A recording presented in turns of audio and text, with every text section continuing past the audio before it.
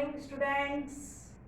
हम बात कर रहे थे applications of the Avogadro hypothesis. So come in my next class and third Avogadro hypothesis is determination of relationship between mass and volume of A gas. हमने दो पढ़ चुकी हैं। पहला था calculation of the atomicity, second थी आपका relationship between mass and vapour density, third है आपका determination between relationship between the mass and volume.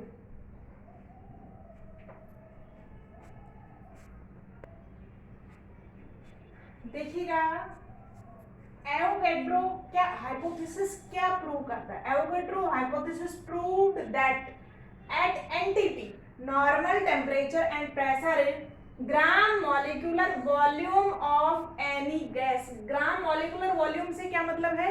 Volume of one mall या volume of gram molecular weight.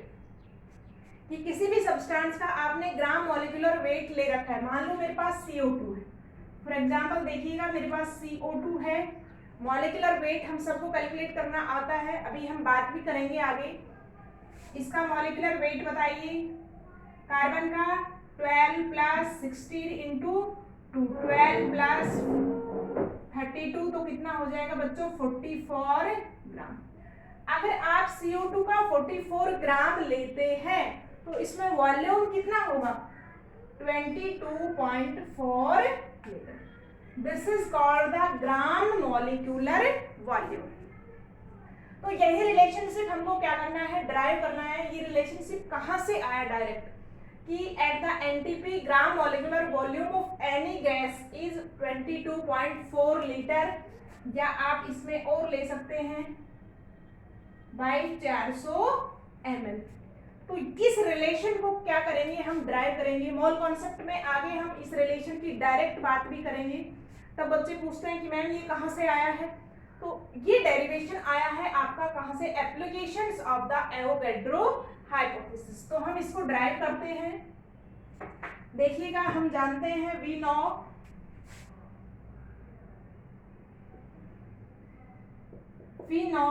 कि आपका क्या है? Molar mass equal to 2 into vapour density. Molar जो mass है वो इक्वल टू है कितने? 2 into vapour density.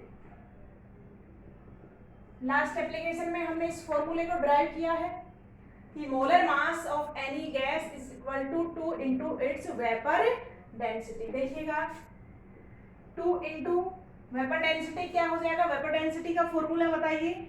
Mass of certain volume of gas, mass of certain volume of gas at STP। Standard temperature and pressure भी ले सकते हैं, normal भी ले सकते हैं आप। और किसका रेशो होता है? Mass of same volume of hydrogen at STP।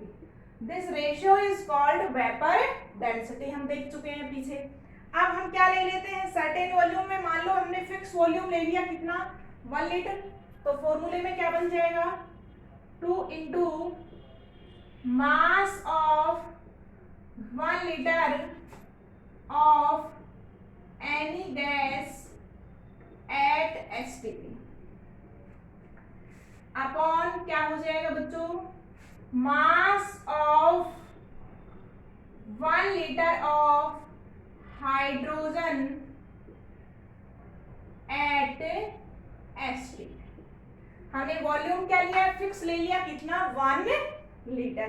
अब आप बताइए आपका जो है mass of 1 litre at STP कितना होता है? कैलकुलेशन से आता है ये। Mass of 1 litre hydrogen at STP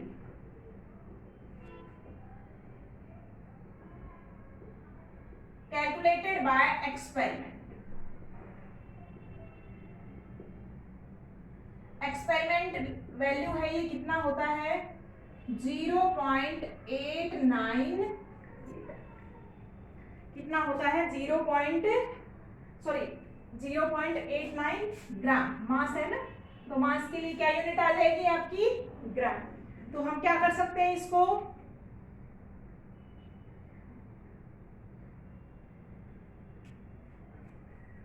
देखिएगा क्या आ जाएगा 2 इंटू। अब देखना एवोगैड्रो हाइपोथेसिस क्या कहती है कि मास जो है वो किसके इक्वल टू हो जाएगा। देखिएगा क्या हो जाएगा मास of 1 litre of any gas at STP upon क्या हो जाएगा 0.89। देखिएगा अब क्या होगा आप इसको इससे डिवाइड करेंगे 2 divide by 8 9 into mass of 1 litre of any gas at STP.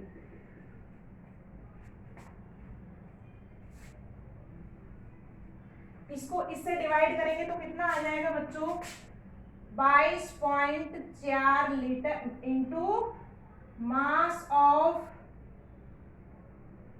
1 litre of any gas eight S. 1 litre का है 24 इसको से मल्टीप्लाई कर देंगे तो क्या बन जाएगा फॉर्मूला कि मोलर मास जो है मोलर मास इक्वल टू इसके हो जाएगा 22 litre of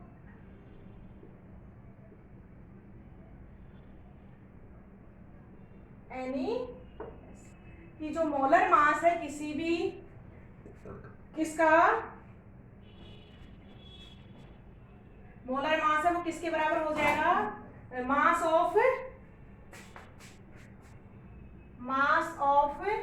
22.4 litre of any gas.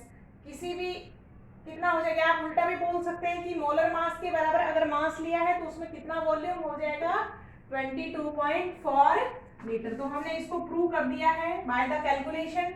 ये रिलेशन आपका डायरेक्ट आता है कि आपका किसी भी गैस का इट इज प्रूव्ड दैट कि 22.4 litre of any gas at STP weight equal to their molar mass. तो ये रिलेशन हमको डायरेक्ट भी याद रखना है कि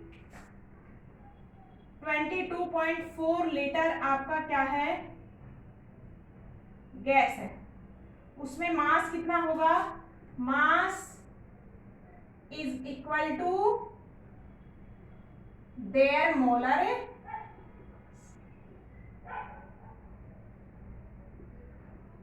अभी हम आगे जब मोल कॉन्सेप्ट पढ़ेंगे तो इस रिलेशन को मैं डायरेक्ट लिखूंगी कि 1 mole of any substance have weight equal to their molar mass. हमने पढ़ा भी है पीछे 9th में।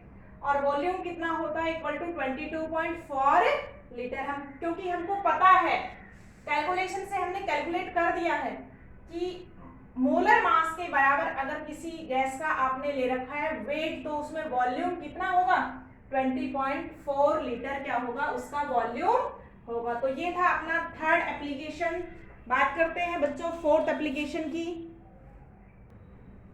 देखिएगा स्टूडेंट्स नेक्स्ट एप्लीकेशन है हमारी determination of chemical formula of any gas. तो देखिएगा जो आपका एवोगैड्रो हाइपोथेसिस है it can also help in the determination of the chemical formula of gas. Example देखिएगा हम कैलकुलेट करते हैं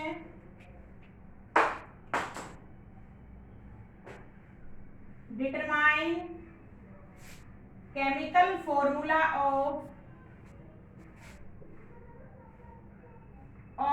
अमोनिया। अमोनिया गैस का मेरे को केमिकल फॉर्मूला कैलकुलेट करना है तो इसकी अभी मैं बात करती हूँ। देखिएगा सबसे पहले आप रिएक्शन लिखेंगे। अमोनिया प्रोडक्शन कब होगा अमोनिया कैसे बनेगा when nitrogen react with hydrogen. देखिएगा स्टूडेंट जब नाइट्रोजन की आप हाइड्रोजन से रिएक्शन करवाते हैं तो क्या बनेगा, आपका अमोनिया गैस बनती है। कौन सी गैस बनती है, अमोनिया। अब देखो एक्सपेरिमेंटल वैल्यू क्या है,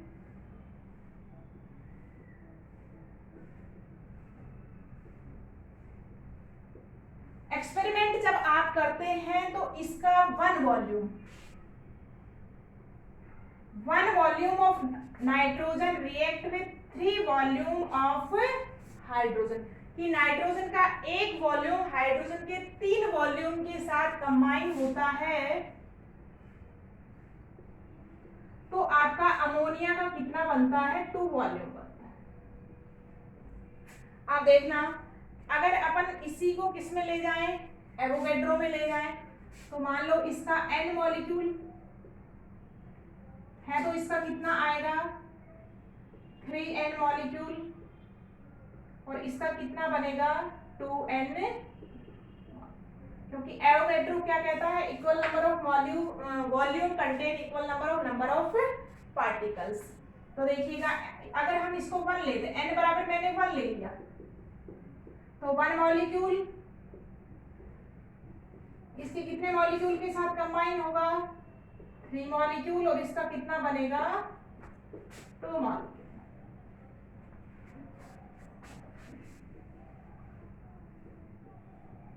ये हमने अकॉर्डिंग टू क्या लिख दिया, एवोगैड्रो। अब बात चलती है डाल्टन की।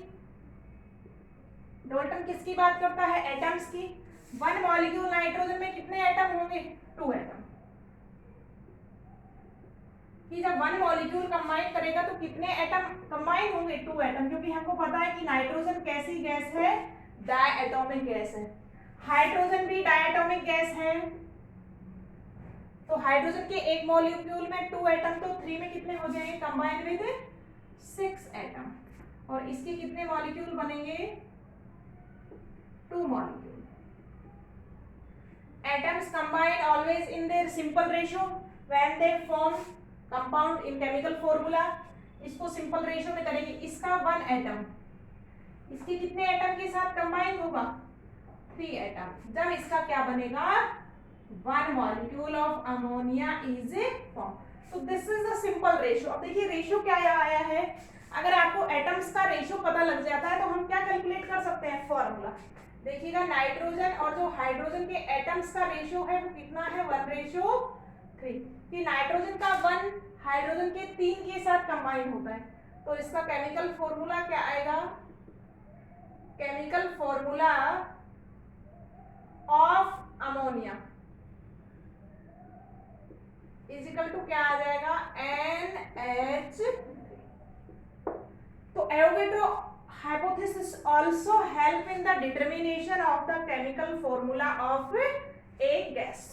तो ये थी आपकी applications of the Avogadro hypothesis. मैंने 4 एप्लीकेशंस की बात की है, इसमें जो मेन पॉइंट्स हैं वो आपको याद रखने हैं। नेक्स्ट एवोगैड्रो हाइपोथेसिस अपना कंप्लीट होता है, नेक्स्ट क्लास में हम बात करेंगे एक important topic that is mole concept.